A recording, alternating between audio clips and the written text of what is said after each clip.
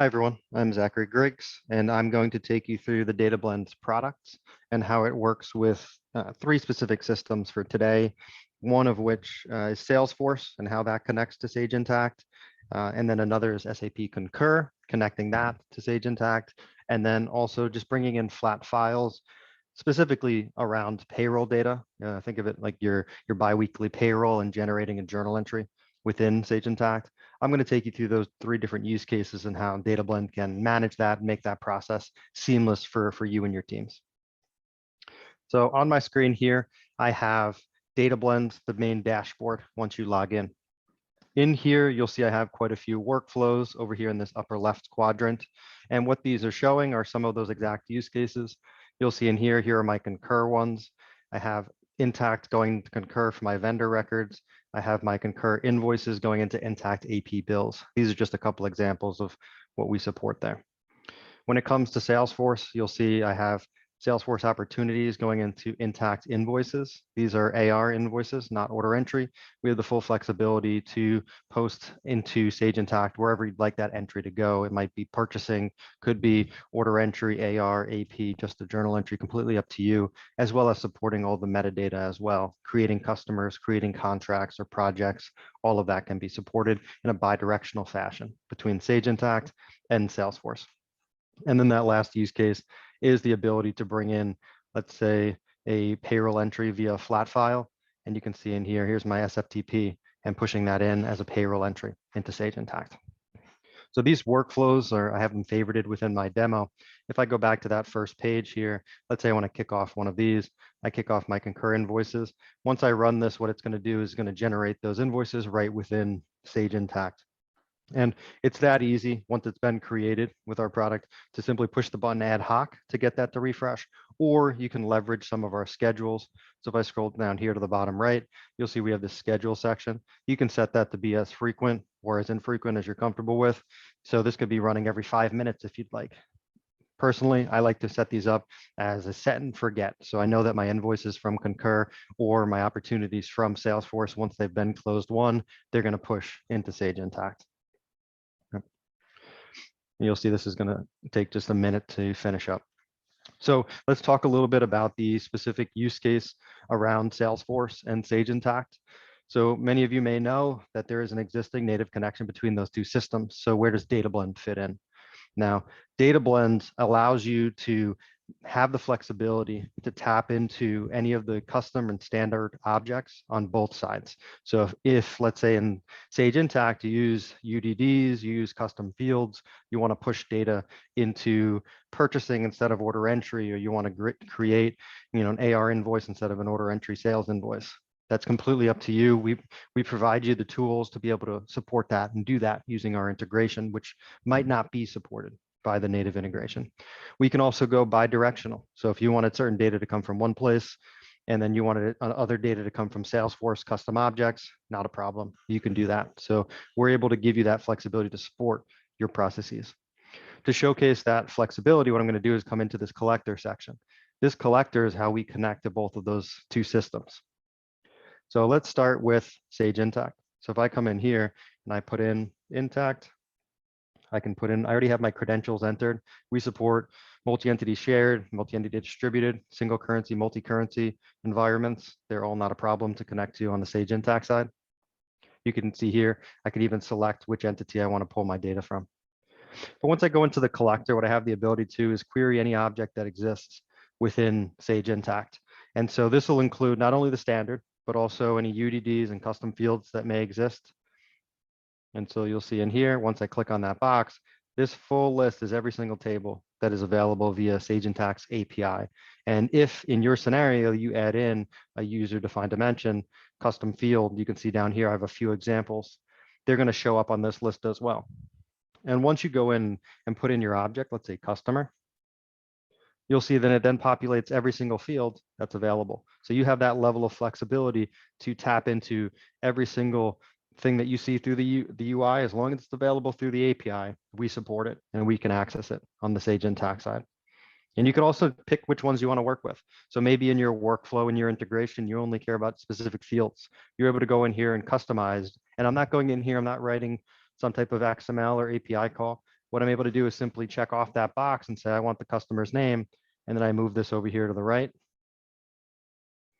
And now that's a field that I'm going to collect. So I don't need to worry about what that script looks like, what that connection into my Sage Intacct looks like, because we've taken the approach of going no code or low code, where I can simply point and click and then figure out exactly what data I want to pull out of the system. And that's on the Sage Intacct side. So now let's change and go to the Salesforce side. So if I go in here, I also have my credentials put in. Once I do that, you'll see a very similar approach. I have this full list of different, these are called tables in the Salesforce. I can tap into any one of these tables. They can be, again, standard or custom. It's completely up to you as far as what data you want to pull in. If you have a third-party app that sits on the Salesforce platform, like a Kugamon, you'd be able to go then tap into that data as well, or a Chargent, and of these other applications that enhance your Salesforce usage. You're able to also get the data from those as long as they're on the Salesforce platform. Once you select one of these, let's say I want to grab my accounts, it'll populate all the different fields. And you'll see this _C if you're familiar with Salesforce. That's what they label the custom fields as. So you're able to tap into any custom fields that have been added that you've given this user access to. So as long as you've given them the permissions to access it, it's going to show up on this list. And then you can pull these in. And again, it's point and click. I don't need to worry about creating what's called SQL on the Salesforce side. I just select, here are the fields that I want to pull in. Maybe it's my account name as an example, and that's it. And once I've done that, I've now brought in that data from Salesforce. So from a Sage Intacct Salesforce perspective, we basically give you the tools to access any and all fields that exist, and we don't limit what can be connected between those two systems. So however you'd like the process and workflow to be set up is going to be designed around your current business or ideal business process. You don't have to worry about changing your business process to fit into what the native integration does or what another integration does. We give you all the tools that you need to really mold it around what your ideal business process is. So that's on the collector side. That's how we get the data into DataBlend as an iPaaS tool. So we've done if you think of the acronym ETL, where we've done the extract. We've pulled data into DataBlend, then we can get to that T and transform it into the query. Once we get past the transformation stage, that middle piece that we do on our platform, you then have to load it into the target system. So if we use this example, Salesforce and Sage Intacct, we might be pushing data. Let's say it's your accounts. You have your sales team, your marketing biz dev team putting in their account information in Salesforce, then that pushes into customers on the Sage Intacct side. So what you do is go into this, what we call data targets, and you can add in a new data target, and I can put it intact, very similar to the collectors. I can come in here and I can say, I'm going to push it into, I'm going to select my specific credentials. Again, I can push it into any entity, so it's completely up to you where you want this to post. Most commonly, we see in Intacct, you'll post transactions potentially at the entity level, metadata at the top level. You have that flexibility here. This is a live list that's coming right from my Intacct demo. So you'll see these populate right within here once I click into that. Then you can choose where you want to send the data. In this case, I might be sending it into customer. And so when I do that, I'm now able to pass through that data that I pulled in from Salesforce right into Sage Intacct. And you can see it even supports custom objects as well. But this list here, so this list is going to include the vast majority of the data targets with Sage Intacct that any user would need. If you ever don't see something on this list, because we're constantly adding to it every single month with our monthly releases, we're able to add that relatively easily onto this list. But for the time being, we have, it is a finite list, whereas on the collection side, we can access everything. On the target side, we're constantly adding to that. But at this stage, we're confident that we're at a level where we have all the ones that you could need as far as pushing into Sage Intacct. That's all. And then once you've selected that, you can then upsert, which is you have the ability to create net new while also updating existing. You can purely create net new or update the existing. So it's really up to you how you want that to function on the push into Sage Intacct. And this is on that L in the ETL acronym. Let's take a look at Salesforce now. So with Salesforce, what you can do, same concept, select your credentials. you'd come in here, it's going to populate this list. On the Salesforce side, that you can push into any and every object as of today. So there are no delays as far as being able to, if you have an object that exists in your Salesforce, it's a custom object, it's a different table that you've added that you use in a unique fashion compared to other standard Salesforce protocol, you're able to come in here, select it from this list, and push that data into that field. There are no limitations on this as long as your user has permissions. And then you can also choose, the specific field that you want to use on that object. So in this case, I might be using my account ID as the primary key that allows me to push in. This is relatively straightforward once you get into the build, once you've created what your output is. Let's say in this case from Intacct to push into Salesforce, you just need to identify, you're going to use, let's say, the Salesforce ID to say, update this record. But it's all, as you can see, click, point, and drop downs. You don't have to worry about creating any type of script or anything as far as coding goes. This is purely a drop down that's feeding off of your system. So you don't have to, it's going to automatically update with new values. So if down the road you add cases, you add some additional, invoice object or table in Salesforce that you wanted to then interact with Intacct, it's going to be available to you for you to dynamically add to that. So DataBlend will not only give you the tools today, but as your business scales, as your processes inevitably change over time, you're able to support that, make those adjustments, and not have to worry about any type of custom development to support that or a significant level of effort to modify that within the integration. We give you the tools to, as easy as you see it here, push from one object to the next. So that's the extract and the loading process between those two very popular systems that we work with. And so in comparison to the native integration, you can see here that this opens a lot of doors around what specifically you can push, or actually all the things that you can push between those two systems. And so if you ever run into any type of roadblock as far as what you're connecting, you're able to then shift to a more dynamic and flexible tool like DataBlend that's going to then open up a lot more of these objects and tables for you. In the past, our clients have come to us if they were looking to post into different targets in Sage Intacct, such as they may want to have it create some statistical journal entry as well. So opportunity closes, a deal closes. They want to not only recognize the revenue side of things, the invoice, but they also want to have some stat data pass through. So that's another thing that we support.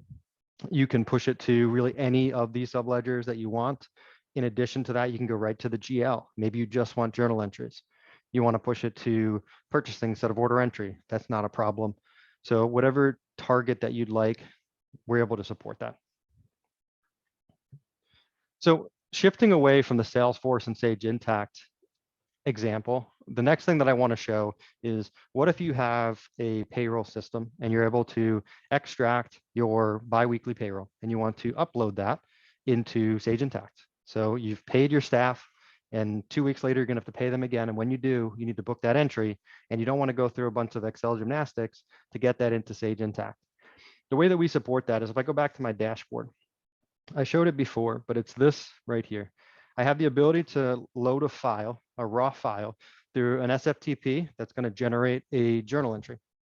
If you're not familiar with SFTP, what that is, it's a free service. I use Bitwise. DataBlend would provide you exactly what login that you need for the SFTP, but it essentially gives you another file explorer on your computer that's a secure file transfer that allows you to drop a file and then send it to another location. In this case, that other location is DataBlend. So it gives you a window locally where you can come in here.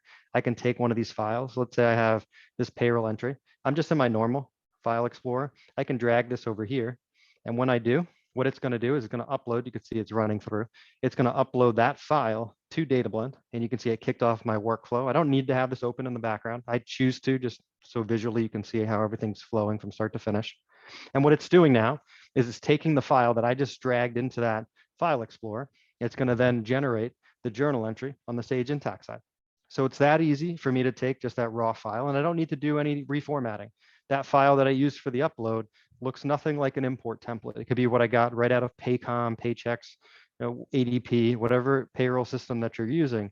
You can just take that raw data and then DataBlend's going to do the Excel gymnastics. It's going to do the formatting. It's going to then push that into Sage Intacct. And you can see I'm now in my payroll journal.